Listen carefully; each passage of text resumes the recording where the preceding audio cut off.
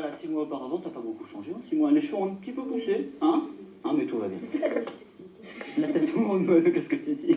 Je vais me tourner maintenant vers Gilles Chambon. Sarah, tu me disais que tu avais fait les arts déco, alors ça va t'intéresser ce qui va se passer maintenant. C'est une grande découverte qu'on a faite, Gilles Chambon. Hein.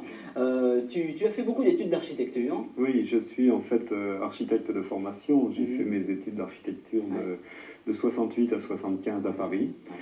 Et disons qu'actuellement, enfin depuis plusieurs années, j'ai quitté Paris et j'habite en Gironde, dans un hameau, c'est-à-dire en plein milieu de la campagne. Alors, oui, vas-y.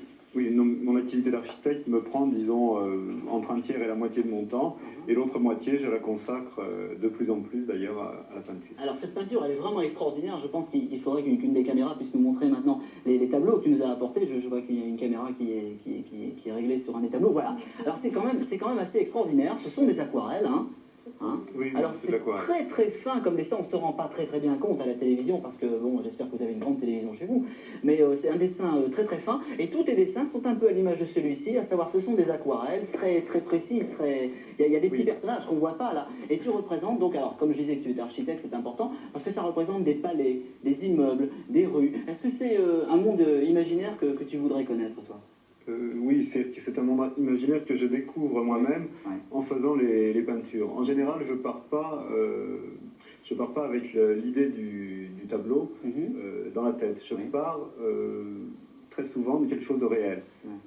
Alors ça, par exemple, tu dis je pars du réel. T'es parti de quoi pour faire ça, par exemple? Ça, je suis parti des thermes de Caracalla à Rome. Ouais, alors voilà. Bon, et ça donne ça au... Voilà, ensuite je pars dans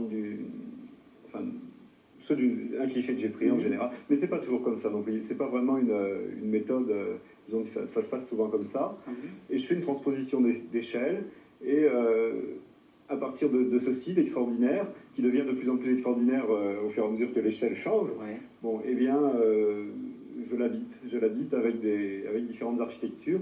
Je prends en général des architectures de toutes les cultures, hein, c'est-à-dire que je crois, enfin ça c'est mon point de vue d'architecte, je crois que le mouvement moderne en architecture s'est un peu trompé en mettant un peu au rencard toutes les expressions architecturales anciennes, traditionnelles, et je crois que maintenant on est à une époque où il faut se ressourcer un peu, il faut retourner à une espèce de... il faut reprendre en compte la tradition. Et à travers des peintures, évidemment, c'est pas vraiment un travail d'architecture, mais à travers des peintures, on peut essayer de se rendre compte comment certaines architectures, comment certains éléments peuvent se combiner, s'arranger avec d'autres.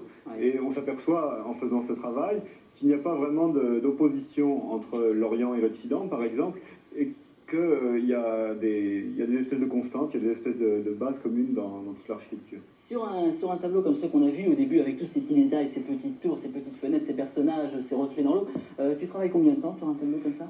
Un comme celui-ci, là, disons que ça représente entre 100 et 120 heures de travail. 120 heures de travail. Alors, ce qui est intéressant aussi en 2 mots, hein, tu as une réflexion intellectuelle sur tes tableaux puisque tu écris des textes et que ton exposition s'appelle Nouveau voyage en Erewhon. Alors, je te laisse dire ce que ça veut dire, Erewhon. Alors, Erewhon, c'est l'anagramme, c'est-à-dire le mot renversé, c'est le principe du verlan.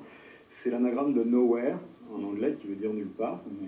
Et ce mot a été inventé pour la première fois par un écrivain anglais qui s'appelle Samuel Butler, au XIXe siècle, qui a écrit un roman qui s'appelle Erewhon, qui est une espèce c'est un peu un remake de l'utopie de Thomas More, c'est-à-dire que c'est un roman qui critique un peu les institutions de son époque, en imaginant un pays fictif. Voilà, alors je rappelle que tu exposes jusqu'à la fin de la semaine, de cette semaine, il faut se dépêcher un petit peu. Ça se passe à Toulouse, à la librairie... à la galerie Clin d'œil, hein, rue Delpech. C'est rue Delpech, oui, c'est à côté de la place Saint-Georges à Toulouse. Et alors je signale quand même que ça se termine effectivement le 25 octobre, mais il y aura certaines aquarelles qui resteront en dépôt.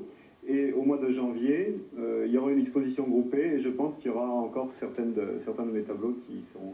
Voilà, puis comme on a beaucoup aimé, je signale que tes tableaux seront à vendre dans une fourchette de prix qui va entre 800 francs et 8000 francs à peu près. 8000 francs c'est le plus cher, effectivement, mais disons que la moyenne tourne entre 1000 et 3000. Voilà, c'est ça. Bon, mais il y en aura pour tout le monde, il y en aura pour toutes les bourses. Il y a aussi de tout dans la vie à plein temps. Alors je vous propose maintenant de nous intéresser avec un petit extrait d'un vidéoclip à un concert qui se passera à Paris, à l'Olympia, début décembre, c'est du 10 au 15 décembre je crois, et c'est la compagnie Créole. Alors ils ont sorti une nouvelle chanson après celle qui avait fait tant de